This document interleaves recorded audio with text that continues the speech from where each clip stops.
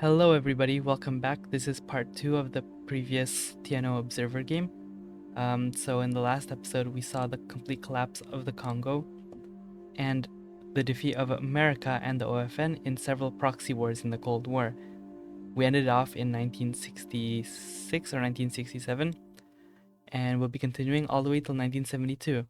Stick around if you want to see how this world ends because you guys want to see it.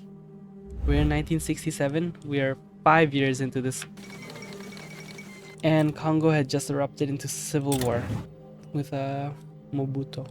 These are the Belgians, and the Nazis have decided to intervene in this civil war, and they're pushing crazy.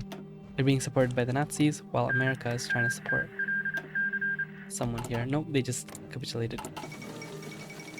Iberia had just come out of an economic crash, sending Franco's reign into a tumbling down spiral, perhaps. And all that remains is Zaire. Zaire, supported by Japan. Now Biafra is taking out. Not Biafra, the Biafrican state. A military coup in Peru, and that falls into the Japanese sphere. The Abwehr front has won in Congo. And we have a new president in Turkey. We got Ali Rifki Atay, who is a radical Kemalist himself. And an Expo in 67. Expo 67 has opened in Montreal. I don't know how relevant that is to the geopolitical state of the world in here, but it's whatever. And the Independent Party has won in Laos under this guy. I just realized something. The colors of these guys are all like the Russian flag. White, blue, and red. It's 1967 and the Cold War is still raging on here between the Japanese, the Co-Prosperity Sphere, the OFN, and the Unity Pact. Brazil just annexed Guyana Cane, and Angola has erupted into civil war. If I remember correctly, these guys get supported by America, while guys in the south are, Japan. Those are the American helicopters here to save Jonas Savimbi, while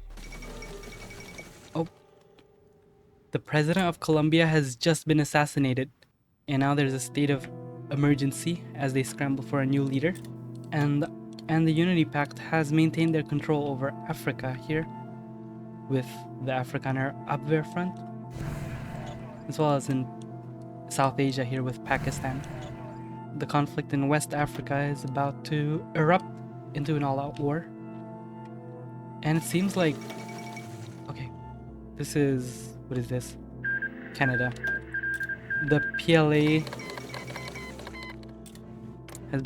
has won out here. And now there's a civil war in Colombia. Ooh, these guys are bugged out. Between the Free State, the National Socialist League, and the United Democratic Front. And a subcontinental crisis has erupted in India. But it seems peace has prevailed. Because if these two sides go to war, that's the Unity Pact and the Co-Prosperity Sphere at war with one another. And I don't think anybody wants that. A brief look into the Colombian Civil War. We have terrorist attacks in Bulgaria. And the National Socialist League is... Oh, Jamaica declared independence. It looks like the National Socialist League might win here. I don't know why they don't have flags though. It's kind of funny. Okay, the Democratic League has been defeated. And now the Free State is in trouble. Now we got a People's State of Colombia and a West African war here between the Pan-African Liberation Front and the West African Alliance. And foreign aid will start pouring in. I think America will support the West African Alliance, and the Japanese will support Cameroon.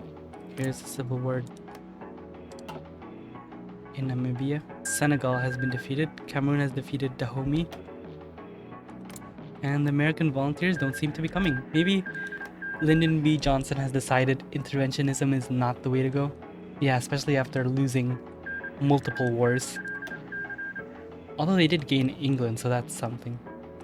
That counts for something. Okay, subcontinental crisis escalates, so let's see. Starting report, the depth of South Asia. Significant contingents of both German and Japanese troops have arrived in Pakistan and India. Diplomats on both sides have insisted on peacekeeping purposes. However, no one wants to let up. And now it seems like thermonuclear war might happen over the subcontinent. So we've got Martin Bormann versus Kaya Okinori. And their proxies here in India and Pakistan. Hindustan, I mean. The OFN has become so irrelevant in Asia to the point where like they're not even involved in this next diplomatic crisis. If the world ends without them, you know, that would be just sad, I think. But then it goes to show that even the fascist powers are not willing to play ball with one another. Like they too are at each other's throats. Trinidad has declared independence, which means a lot of power being lost. Monarchy is maintained in Laos.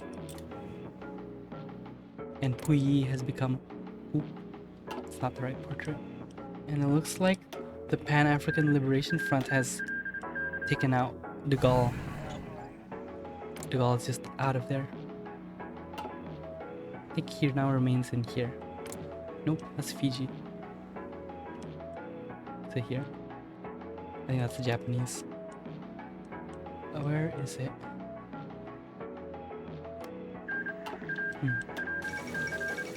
Canada has elected the Liberals. Who is he? John Turner. And the front has won in West Africa, putting them towards an independent economic union. And up here there's a opium war going on and a minor communist insurgency. 1967 is about to end. And Australia has become a nuclear power. Brazil is looking very... South America is looking very tense right now. So we've got liberals... Oh, what's going on? And Germany has abandoned Pakistan. Alright, and that's the conflict. It seems like the Japanese might actually invade Pakistan here. That's not good, but it also shows that the Germans kind of know that Asia is not their place. They have more pressing concerns. There it is, war. War between India and Pakistan. This is a revenge for conquering Hyderabad.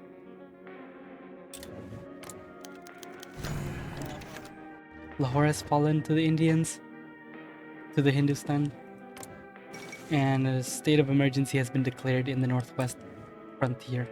And Chinese troops are rolling in for peacekeeping purposes. And there it is, their capital will fall soon. I think that's the end of Pakistan. A very scathing quote. I don't condone the messaging. But that's a united Hindustan. And the Pan-African community has been declared. Angola joins it.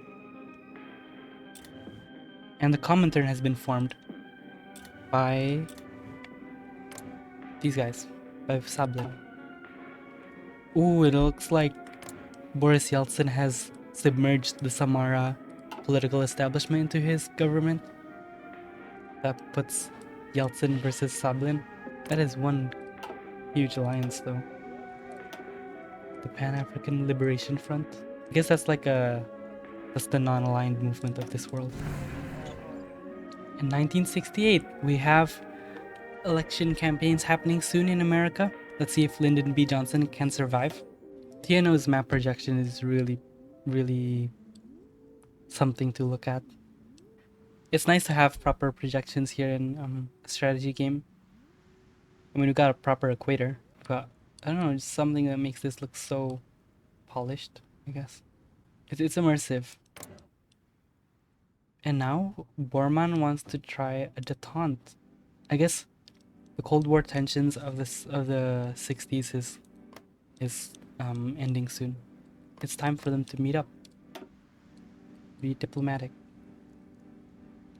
They want concessions, they want diplomacy, and the caudillo, second caudillo Salazar, has just died. Things are relatively peaceful in 1968. The first half, at least. I mean, sure, Pakistan was defeated a few somethings ago, and it's already the halfway point of 1968, and still nothing has really shaken up in the world. Oh, there's a brief border skirmish here in Central Asia, a border war, but nobody's really paying attention to that. It looks like the Brazilian government's trying to pass some healthcare reforms. Meanwhile, the US is trying to build up its communications apparatus. A military coup has been launched in Chile, overthrowing Allende. We're in July. There's a great conspiracy going on in Japan. Rumors that the former leader, the former spy master of Chiang Kai-shek, Dai Li, would the conspiracy be enough to topple down the Okinori government? I don't know. There it is. The first thing to happen in 1968 seems to be the collapse of Kazakhstan between the pro-Soviets and the Kazakh communists.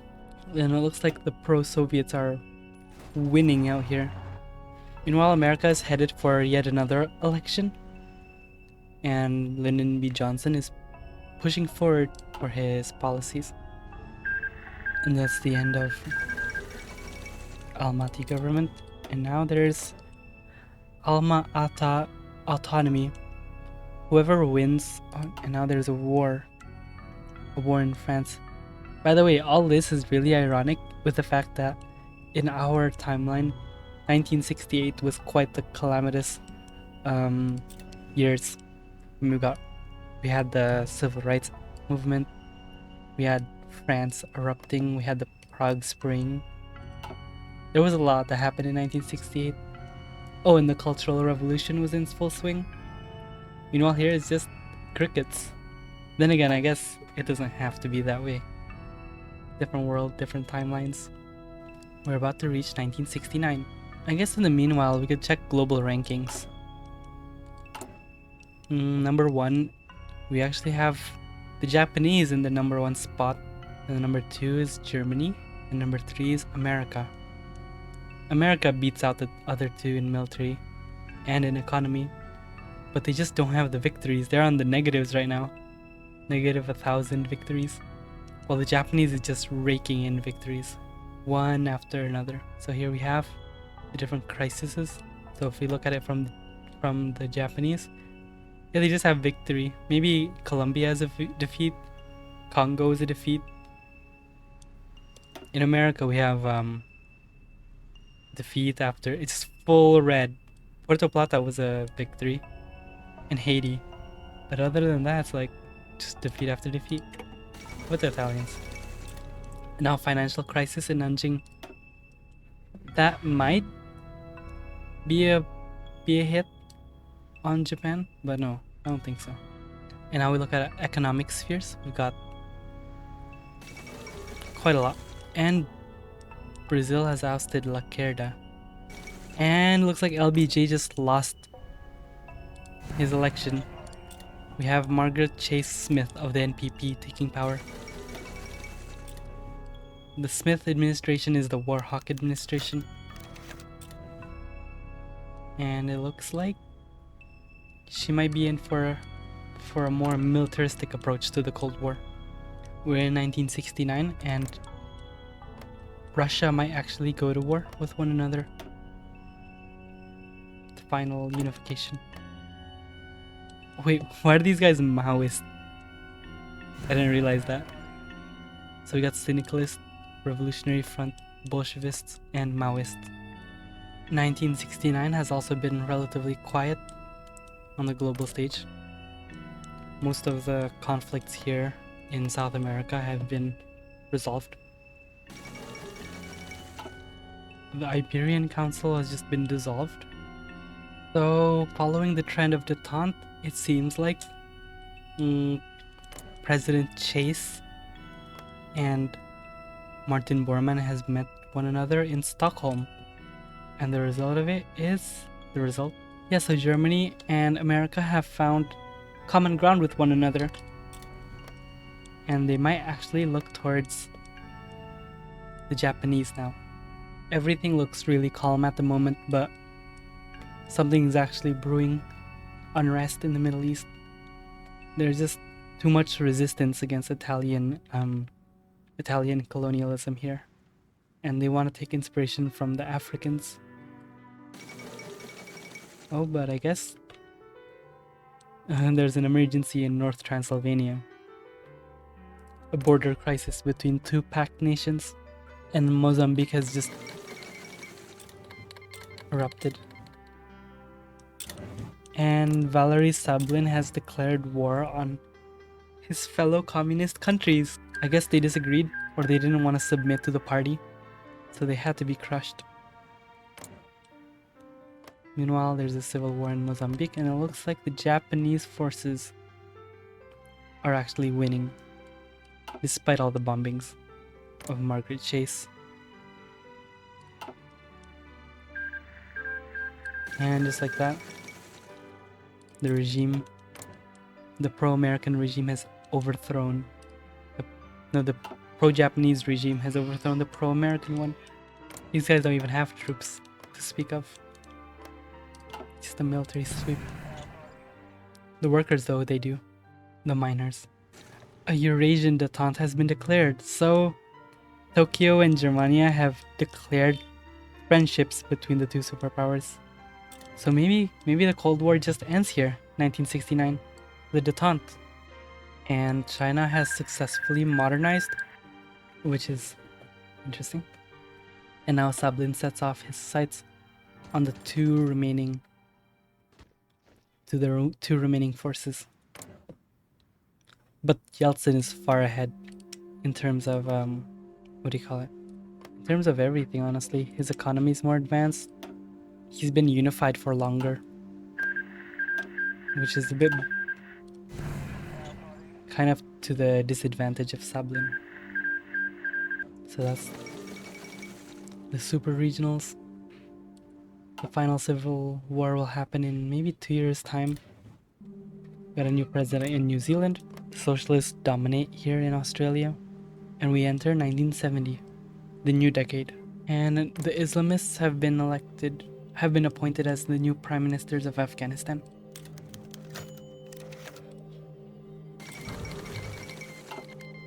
And the new decade starts off really hot with the collapse of Burgundy. So we have Heinrich Himmler trying to establish control. We have Leon de Grelle and the Belgium National Order. And then we have these guys, the new French state, the Red Poppy movement. Who will win out? Oh wait, no, and then there's the Flemish. This might be a conflict for the Cold War. I mean, it's a security issue for the Reich. I wonder if they have any plans. Oh, they've been supporting them. Maybe. I think Himmler might have the capacity to crush everything.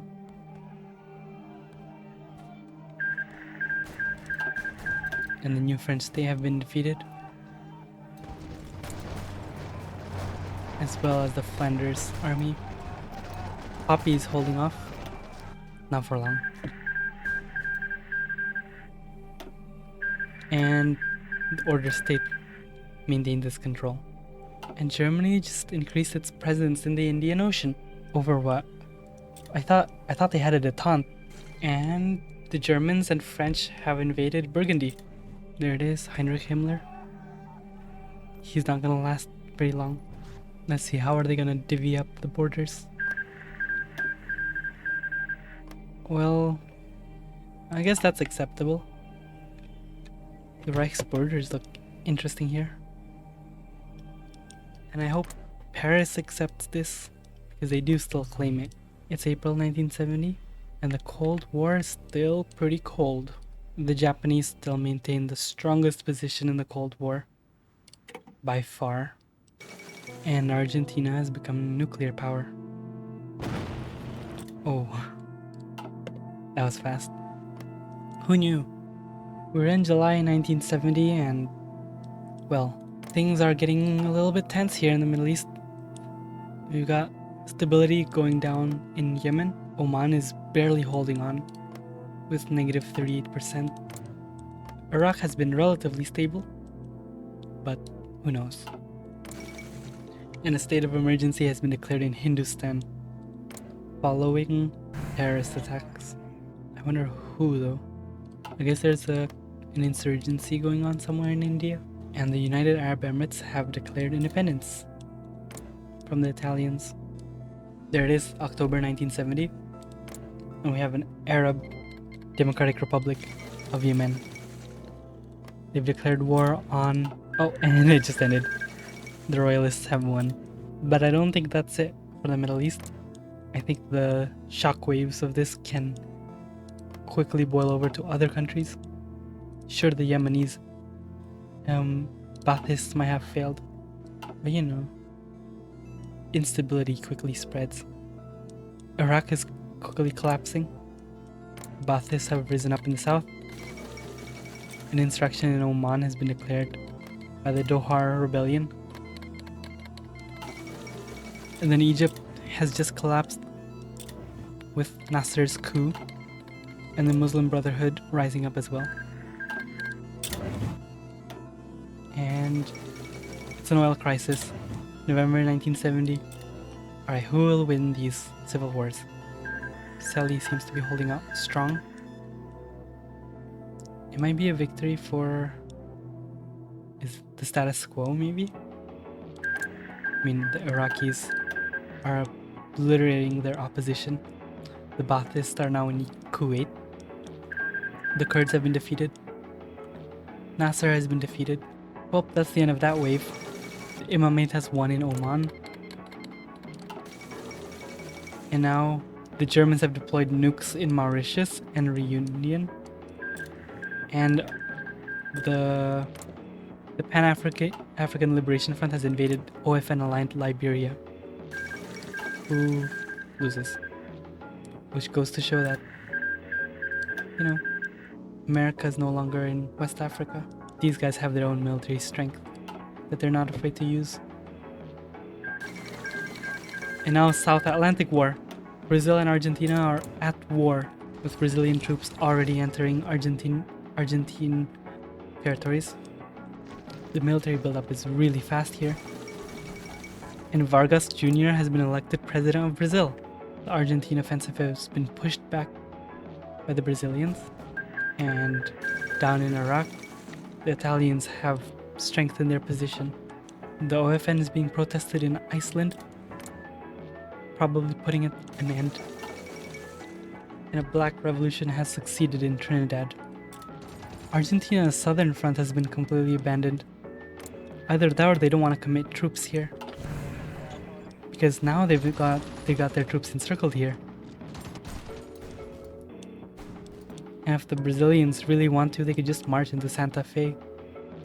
Down in the Middle East, most of the pro-Italian governments have remained in power. In Yemen, in Saudi Arabia, in Iraq, and in Egypt, they still control. And in Sudan, the pro-Japanese forces have won. And a right-wing populist has been elected as Prime Minister of Australia, putting an end to Labour's dominance. And the Shah of Iran has been assassinated while visiting Tehran University. This might be the next stage in the collapse of the Middle East. There it is, civil war in Iran. With the Shah forces up in Tehran holding on to dear life. The Islamic Republic down here, together with her revolutionary allies, are trying to hold out. But wait, it seems like Tehran's forces outmatch the revolutionaries. And just like that, it's over. And really fast. Which means a new guy in Turkey. The left Kemalist has taken power. Meanwhile, the Unity Pact and the Co-Prosperity Sphere borders each other once again with Iran's entry. And Turkey has become a nuclear power, and Iceland leaves the OFN, which now puts a hole in the OFN's strategic bases in the North Atlantic. Every alliance has grown throughout this time. Oh, and now it's an all-out war in South America. I just realized that. Between the Brazilian alliance and the Plata alliance. So we've got Bolivia, Paraguay, Uruguay, and Santa Cruz and Argentina against Brazil. Seems like the Brazilians refuse a ceasefire, and now they're fighting in the Amazons. This is an intense escalation. And somehow the global powers have not done a thing. The Faroe Islands have left the OFN as well. Nobody wants to be a US military base. Seems like Chase Smith's hostile Warhawk position is really has angered a lot of their allies. Now the Brazilian army. Oh, and a second night of the long knives. Martin Bormann has purged the party once again to maintain his hold on power. Meanwhile, things are not looking good here in South America. I mean, remind me that these are nuclear powers at this point. If the Argentines really want, they could deploy their weapons. There it is. It is believed that several nuclear detonations have taken place this morning within South America. It remains unclear as to which side launched the missile. The first nuclear war. The Brazilians got it. And now riots are breaking out in Guangdong. The 1970s are turning out to be just as brutal as the 1960s.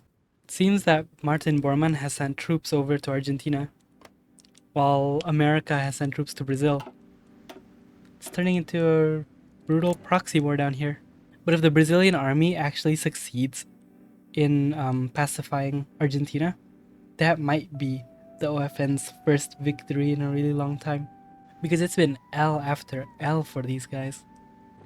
The Brazilian army, together with their American allies, have encircled large swaths of the Argentine army, and Buenos Aires isn't being defended at all. This may be Smith's first victory after losing so much, unless Paraguay has been defeated. Argentina has been cut off from its capital, but there's no clear military strategy. What is going on in here? Were they unprepared? Were the Nazi helicopters just too much for them?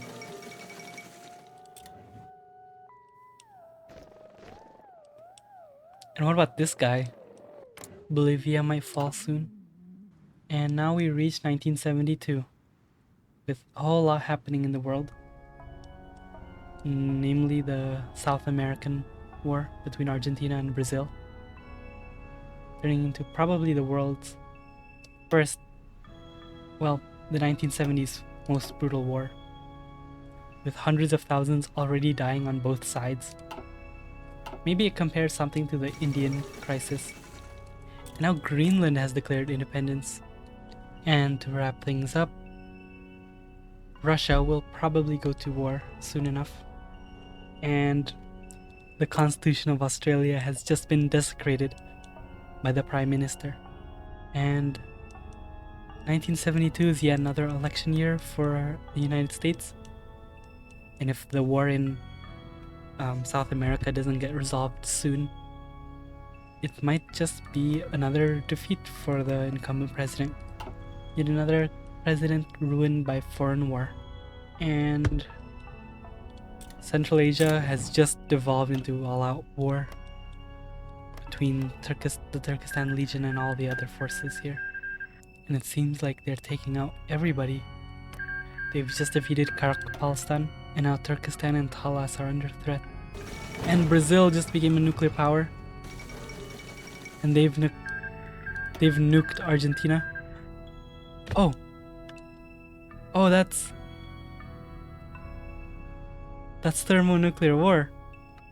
Well, the world just ended.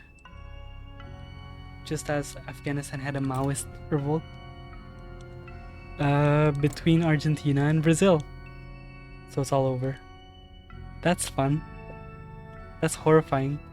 So that was something. I didn't expect the South American war to go nuclear like that, but since it resulted in thermonuclear war, I guess the time lapse just ends there.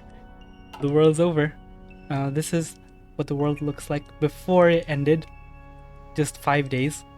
This is July 1st, 1972. Here are the world factions. Here's the ideologies. Somehow the liberals and paternalists created nuclear war. Here are the world economic spheres. We got a lot of stuff here. The co-prosperity sphere being the largest one, followed by the what's it called? The German one, and the Italian sphere. Okay, besides that, we also have the main world leaders. We got Margaret Chase Smith, got the Germans Bormann, Kaya Okinori. In Russia we have Sablin and Yeltsin. Down here, Vargas and Aramburu. And honorable mention to the UK, Italy, the Iberian Union, the West African Union, and all their guys.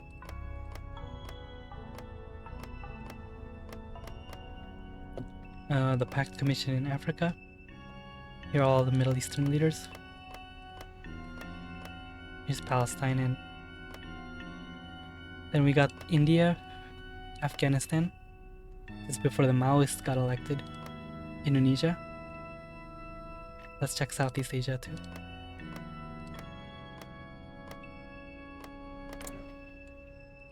And I guess that's about it. I didn't expect this to go thermonuclear, but I guess we'll try again. Oh yeah, no, the world's over. The world just ends there.